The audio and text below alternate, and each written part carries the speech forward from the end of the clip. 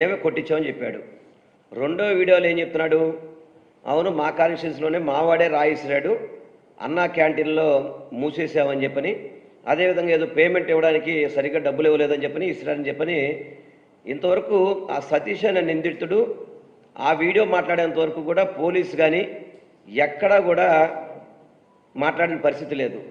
వాళ్ళకి ఆ విధంగా మరి సతీష్ ఏ విధంగా వాళ్ళకి తెలియపరిచాడు? బోండోమాకి అన్నా క్యాంటీన్లే అక్కడ మూసేసాం కాబట్టి కొట్టాడని సంగతి బోండోమా ఎలా చెప్తున్నాడు దాన్ని? అంటే సతీష్తో ముందు పరిచయం ఉండాలి, లేకపోతే అదే సతీష్ని ఇతను ఇన్ఫ్లుయెన్స్ చేసి ఉండాలి. అలా రెండు మాటలు పెట్టినాడు. మూడో మాట గొలకరాయి అన్నాడు. నాలుగో మాట కాలుకు దెబ్బ తగిలితే కన్ను కట్టుకున్నాడు వెల్లంపల్లి అని చెప్పి చెప్తున్నాడు. సిగ్గు శర ఉండాలి బోండోమాకి, సిగ్గు శర ఉండాలి. ఈరోజు మీడియాలో ఇష్టం వచ్చినట్టు ఉద్రేకంగా మాడిపోతున్నాడు. పచ్చి తాగుపోతూ తాగేసి ఇష్టం వచ్చినట్టు మాడుతున్నాడు. ఏదో సిపి గారిని మీ సంగతి చూస్తాను, తాడేపల్లి నుంచి ఫోన్ వస్తే ఇక్కడి నుంచి సెల్యూట్ చేస్తున్నారు, ఇదే అధికారులను బెదిరించేది. ఈ విధంగా బెదిరిస్తారు అధికారుల్ని. జూన్ 4 వచ్చిన తర్వాత వాళ్ళ సంగతి చూస్తా అంటున్నాడు. నేను మీ ద్వారా ఎన్నికల కమిషన్ కోరుకుంటున్నాను, ఎన్నికల కమిషను ఏదైతే ఇతను బెదిరిస్తున్నాడో సుమోటోగా అధికారులను బెదిరిస్తూ సాక్ష్యాల్ని తారుమారు చేయడానికి అధికారులను బెదిరిస్తున్నాడు ఈ బోండోమా అనే వ్యక్తి. దీన్ని మీరు సుమోటోగా తీసుకొని అతని మీద యాక్షన్ తీసుకోవాల్సిందిగా మీ ద్వారా ఎన్నికల కమిషనర్ని కోరుకుంటున్నాను. తప్పకుండా వాళ్ళు యాక్షన్ తీసుకో, లేకపోతే కనుక అధికారులందరినీ కూడా పేర్లు పెట్టి డీజీపీ అని, సిపి అని, ఏసీపీ అని, సిఏ అని ఇంతమందిని పేర్లు పెట్టి బెదిరించడం అంటే రౌడీజం కాదా ఇది? రేపు జూన్ 4 వచ్చాక మీ సంగతి చూస్తానని చెప్పంటే బెదిరించడం కాదా? ఇప్పుడు అక్కడ సాక్ష్యాధారాలతో ఎవరైతే ఈ సతీష్ అనే వ్యక్తి ఉన్నాడో, ఈ సతీష్ అనే వ్యక్తి గౌరవ ముఖ్యమంత్రి గారి మీద దాడి చేసింది వాస్తవము, ఇది సాక్ష్యాధారాలతో పట్టుకున్న విషయం. ఇది వాళ్ళు ఏమనుకున్నారంటే గుంపులో తగిలింది కదా, ఇది తెలియదేమో అని చెప్పి అనుకున్నారు. అంటే పోలీస్ డిపార్ట్మెంట్ కానీ వాళ్ళందరూ ఏమన్నా మీలాగా నిశానిగాళ్ళు అనుకున్నారంటే మీరేమన్నా?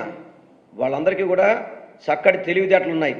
అన్ని విధాలు కూడా గౌరవ ముఖ్యమంత్రి గారి మీద దాడి జరిగిన ఘటన మీద పూర్తిగా విచారణ చేసి, నువ్వు ఇష్టం వచ్చినట్టు పేర్లు కూడా చెప్తున్నావు, ఏసీపీ హనుమంతరావు అని చెప్పని, ఏసీపీ రమణమూర్తి గారు అని చెప్పని. పోలీస్ డిపార్ట్మెంటు ఎవరికి ఎక్కడ అవసరమో వాడుకోవడం వాళ్ళ ఇష్టం. దానికి నువ్వెవడు నిబంధనలు చెప్పడానికి? నిన్ను పట్టుకోవడానికి 100 మంది పోలీసులు కావాలా? 100 మంది పోలీసులు అవసరం నిన్ను పట్టుకోవడానికి? నిన్న నీకు నువ్వే నన్ను అరెస్ట్ చేస్తారు రండి అంటే 100 మంది రాలా నీ పార్టీ వాళ్ళు, 100 మంది.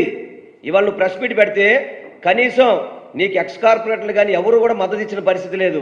ఈ బోండోమా కూడా దరిద్రం పోద్రా అని చెప్పి అనుకున్నారు తప్ప బోండోమా గెలవాలి అని చెప్పని మీ తెలుగుదేశం నాయకులు కూడా కోరుకోవట్లేదు. నువ్వు ఇష్టం వచ్చినట్టు మాట్లాడడం ఏదో ఓటమి భయం అంట. అసలు నువ్వు క్యాన్వాసింగ్ అన్నావు, నేను వచ్చి దాదాపు 3 నెలల నుంచి తిరుగుతున్నా, ప్రతి గడప తిరిగాను. నువ్వు ఎన్నిసార్లు వచ్చావు బయటికి? నువ్వు ఎన్నిసార్లు కలిసావు చెప్పిన ఒకసారి? ఎన్నిసార్లు ప్రజల దగ్గరికి వెళ్ళావు? అరగంట తిరుగుతావు. మొన్న ఎవరో చెప్పారు కంట్రీకి వచ్చాడు తాగేసి వచ్చాడని చెప్పని. నువ్వు క్యాన్వాసింగ్ ఆగిపోతుంది, నీకు క్యాన్వాసింగ్ ఎవరు ఆపారు క్యాన్వాసింగ్ వెళ్ళొద్దని చెప్పని?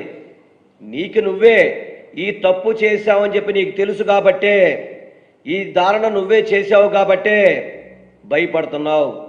ఏ పోలీసులు నిన్ను పిలిచారా? నీకు ఎంక్వైరీ చేశారా? నీకు నోటీస్ ఇచ్చారా? ఎందుకు భయపడిపోతున్నావు నువ్వు?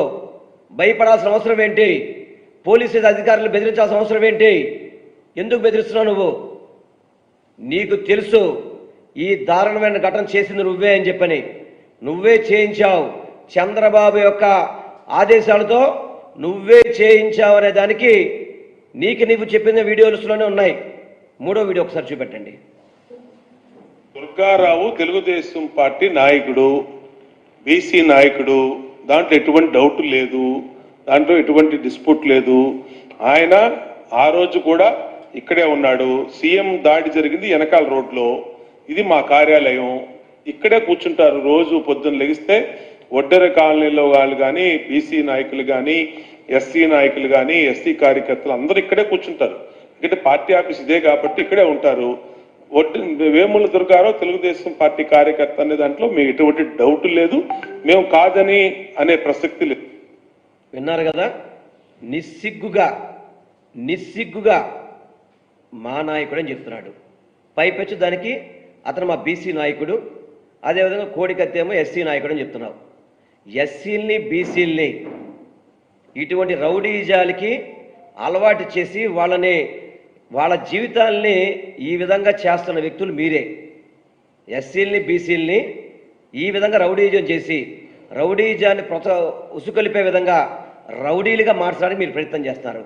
మా ముఖ్యమంత్రి గారు నా బీసీ, నా ఎస్సీ, నా మైనార్టీ, నా ఎస్టీ అని చెప్పని డిప్యూటీ సీఎం పదవులు ఇచ్చి అధికారంలో భాగం కల్పిస్తున్నాడు మా ముఖ్యమంత్రి గారు. అధికారంలో భాగం కల్పిస్తున్నారు. ఈరోజు ఎమ్మెల్యే టికెట్లో కూడా బీసీ, ఎస్సీ, ఎస్టీ, మైనార్టీలకు పెద్ద పీట వేశారు ఆయన. మీ చంద్రబాబు లాగా ఎస్సీలో పుట్టాలని చెప్పని ఎవరైనా అనుకుంటారా అని చెప్పని కానీ, బీసీలు తోకలు కత్తిరిస్తామని చెప్పని కానీ ఏ రోజు కూడా మా ముఖ్యమంత్రి గారు ఆ విధంగా చూడలేదు. మా ముఖ్యమంత్రి గారు ఒకటే చెప్తారు, నా బీసీ, నా ఎస్సీ, నా ఎస్టీ, నా మైనార్టీ అని చెప్పని. వాళ్ళనేమో మేము పరిపాలనలో భాగం కల్పిస్తుంటే వాళ్ళని మీరు రౌడీజంగా గోండాలుగా తయారు చేస్తున్నారు. ఇదే మీకు బీసీలు ఎస్సీల మీద ఉన్న ప్రేమ? మాట్లాడితే ఒడ్రు కాలనీ అంటావు. ఒడ్రు కాలనీలు కూడా మేము మంచి కాలనీలుగా తీర్చిదిద్దాలని మా కోరిక. వాళ్ళకి కావలసిన సౌకర్యాలను కూడా మేము చేయాలనుకుంటున్నాం. మీరు ఒడ్రు కాలనీలాగా ఉంచాలని ప్రయత్నం చేస్తారు. మేము ఒడ్రు కాలనీలు కూడా బందర్ రోడ్డు, ఏలూరు రోడ్డు ఏ విధంగా అయిందో ఆ విధంగా అభివృద్ధి చేయాలని చెప్పే తపనున్న వ్యక్తులు మేమందరం కూడా. మీరు మీ ఇష్టం వచ్చినట్టు బోండోమా కట్టు కథలు అలబాకు సానుభూతి అని చెప్పని అనుకుంటున్నామేమో. ముఖ్యమంత్రి గారి మీద హత్యా ప్రయత్నం చేసిన దానికి మా వైఎస్ఆర్సీపీ శ్రేణులంతా కూడా ఉడికిపోతున్నారు. జగన్మోహన్ రెడ్డి గారి అభిమానులంతా కూడా బాధపడుతున్నారు. నేను 3 రోజుల నుంచి డోర్ టు డోర్ క్యాంపెయిన్ చేస్తున్నాను. ఆ క్యాంపెయిన్లో కూడా చాలామంది అయ్యా ఈ తప్పు చేసిన వ్యక్తుల్ని వదలబాకండి, శిక్షించండి అని చెప్పని నీ గురించే చెప్తున్నారు తప్ప వేరే ఎవరూ చెప్పట్లేదు. నీకు సానుభూతి పెరుగుతుందేమో అని చెప్పని ఏదో నామినేషన్ వేసిన వ్యక్తిని అంటున్నావు. నువ్వు నామినేషన్ వేయడానికి నీతో మనుషులు కూడా రాలేదే. నీతో పాటు నువ్వు నామినేషన్ వేస్తానంటే నీ కుటుంబ సభ్యులు తప్ప వేరే వాళ్ళు కూడా ఒక్కళ్ళు కూడా నీతో పాటు రాలేదు. అది నీకు ఈరోజు సెంట్రల్ నియోజకవర్గంలో నీకున్న పేరు మర్యాద. నువ్వు దిగజారిపోయావు. సెంట్రల్ నియోజకవర్గంలో డిపాజిట్ కోల్పోయే పరిస్థితి ఉంది నీకు. ఒకరోజు తిరగలేవు, ఒకరోజు పని చేయలేవు. కనీసం ప్రతిపక్ష పార్టీగా కరోనా టైంలో ఎప్పుడైనా ప్రజలను చూసావా? ఎప్పుడు చూసినా ఫారంలో కూర్చోడం, విలాసాలు చేయడం, తాగడం, తిరగడం తప్ప నీకేమైనా ఉన్నాయా? నువ్వు పెద్ద నీతిమంతుడిలాగా మేము జనాల్లో తిరగాలి, జనాల్లో ఉన్న వ్యక్తులం. అసలు జనాల్లో ఎప్పుడైనా నువ్వు కలిసావు? ఎప్పుడైనా కానీ జనాల్లో కలిసే నైజం నీకుందా? నీ ప్రవర్తన ఎలా ఉంటుందో ఎవరికి తెలీదా? నువ్వు పోలీస్ అధికారులు బెదిరిస్తున్నావు. నేను ఒక్కటే పోలీస్ కమిషనర్ కానీ అధికారులుగా కోరుకుంటున్నాను, ఇందులో సాక్ష్యాధారాలు సేకరించండి. 100కి 100 చంద్రబాబు ఆదేశాలతోనే బోండా ఉమా టీం మాత్రమే చేశారు. దీంట్లో వాళ్ళందరూ కూడా తెలుగుదేశానికి చెందిన నాయకులు మాత్రమే, తెలుగుదేశం నాయకులతోనే చేయించాడు. ఇది హత్యా ప్రయత్నం. గౌరవ ముఖ్యమంత్రి గారిని హతమార్చడానికి చేసిన ప్రయత్నం ఇది. దీన్ని తక్కువగా ఆలోచించేయబాకండి. బోండా ఉమాకి దీంట్లో అన్ని రకాలుగా కూడా ఆధారాలు దొరుకుతాయి. ఎందుకంటే నాకు బయట అనుకున్న మాట